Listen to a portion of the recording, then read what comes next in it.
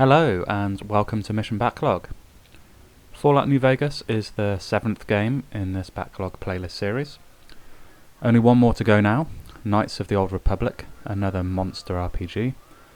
I'll be playing that over Christmas and then I'll do a roundup video and pick the games for the next playlist. So make sure to subscribe if you are interested. This is a game I've been meaning to play for over a decade now. It's quite satisfying to have finally beaten it, and what a time was had. It may have been another decade if not for starting a YouTube channel and creating the Backlog playlist, so I'm certainly excited to see how many other great experiences I have along the journey. As I'm sure most of you know, Fallout New Vegas is a Western RPG developed by Obsidian Entertainment and published by Bethesda. Set just 4 years after Fallout 3, the game takes place in the same post-apocalyptic world, though this time using Arizona and Nevada as the setting. If you've ever played Fallout 3 or 4, you'll know roughly what to expect. I played the Xbox 360 version of the game, running through my Xbox Series X.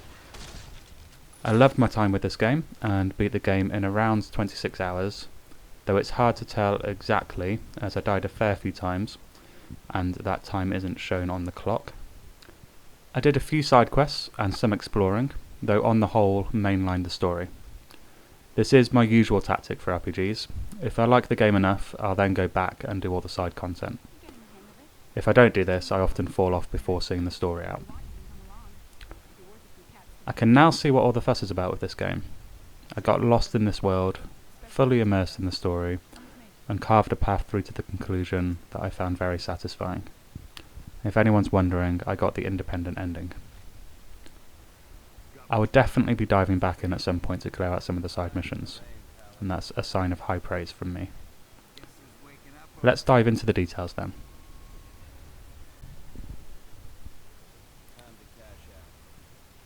The story, I think, is the game's strongest element, and has so many different layers, factions and choices, it's insane. There are 4 endings as far as I'm aware, and your actions throughout your playthrough will influence the outcome. You play as a character known as the Courier, who transports packages across the wasteland, and your first introduction to the game is being robbed of your package, shot and then buried. Charming. Luckily enough, you get rescued by a helpful robot. It would have been a pretty short game otherwise. And you then set out on a journey to find your killer and recover the package.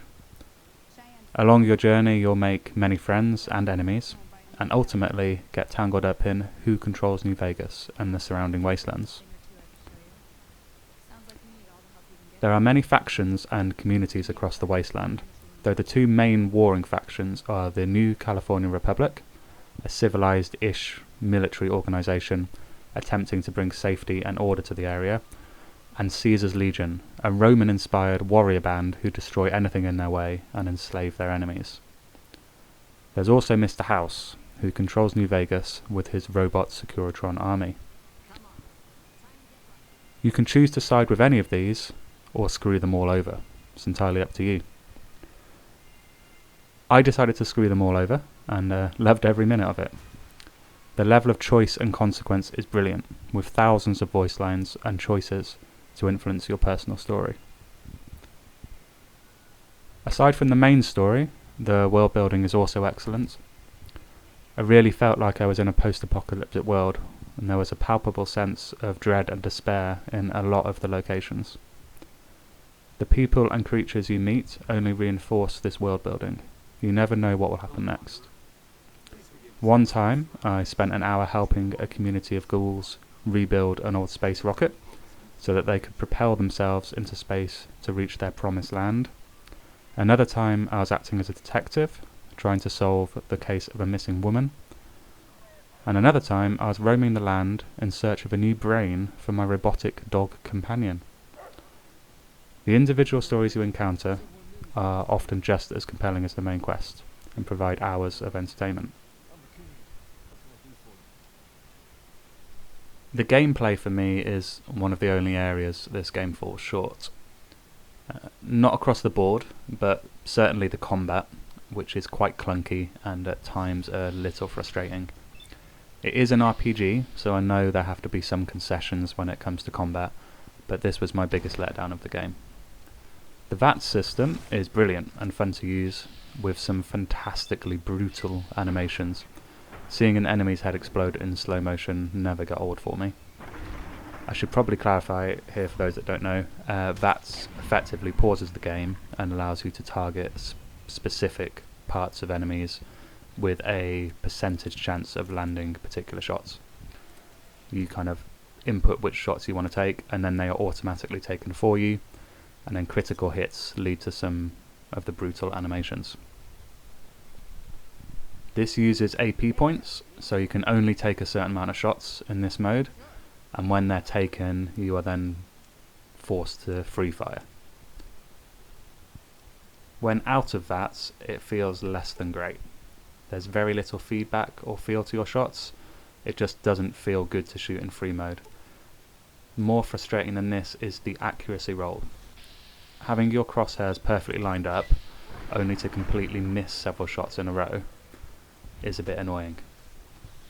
Now I know it's an RPG, you have stats that dictate accuracy and effectiveness with guns, but for me this just isn't fun, and I wish they did it another way. They could either only have combat in VATS, or have increased weapon sway and recoil to account for lower stats, so that it's harder to get your crosshairs lined up. I put a lot of stat points into guns, and it was still frustrating at the end of the game.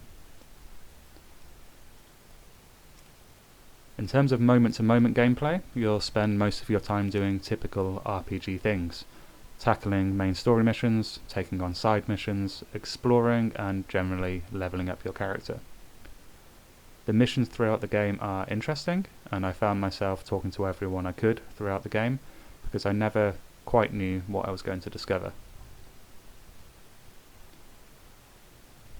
There is a great sense of vulnerability while out in the wasteland, with most enemies posing a real threat. I did find myself dying quite a few times, even just traversing from point to point. I think the difficulty is well balanced, and there is a hardcore mode for those that want a real challenge. I haven't tried that yet. A lot of the locations you explore have a real sense of horror about them as well.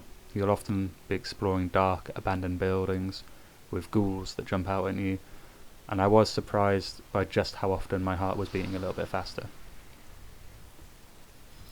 Lovers of in-depth RPG elements, such as crafting, item management, repairing, buffs, stats, skills, blah blah blah, will feel like a pig in shit in this game.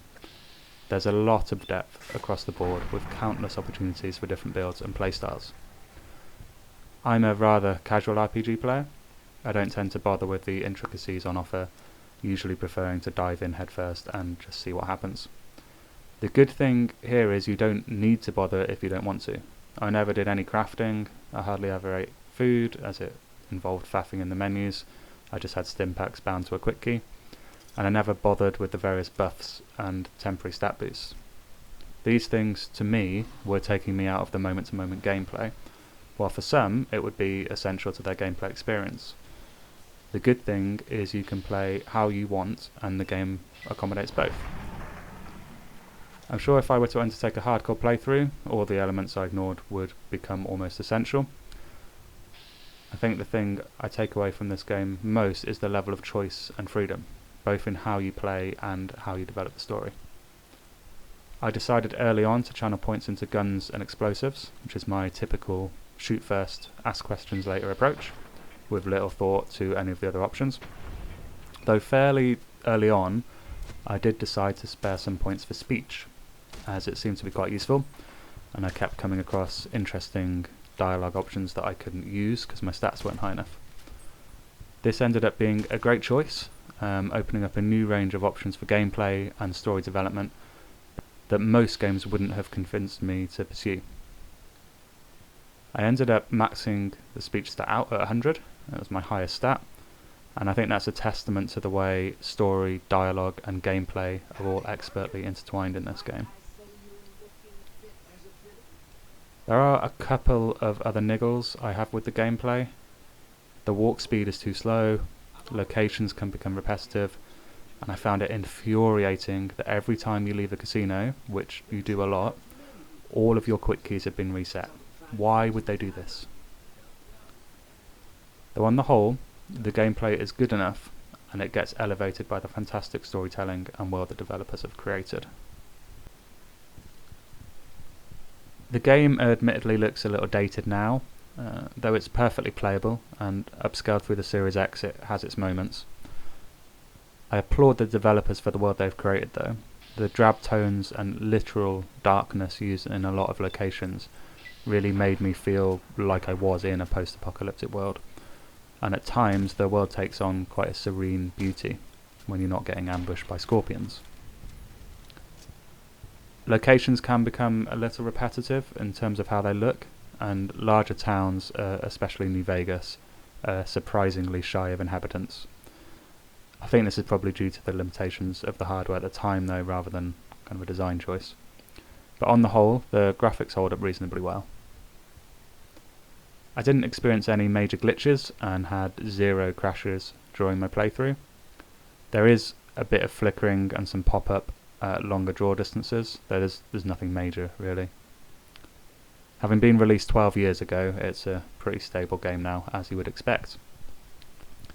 The sound design is top tier. The entire game has top quality voice acting.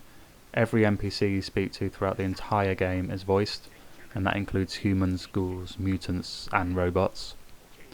And this is brilliant, and it certainly helps to immerse you in the world. The music and environmental sounds are very fitting for the setting, and only serve to enhance my immersion.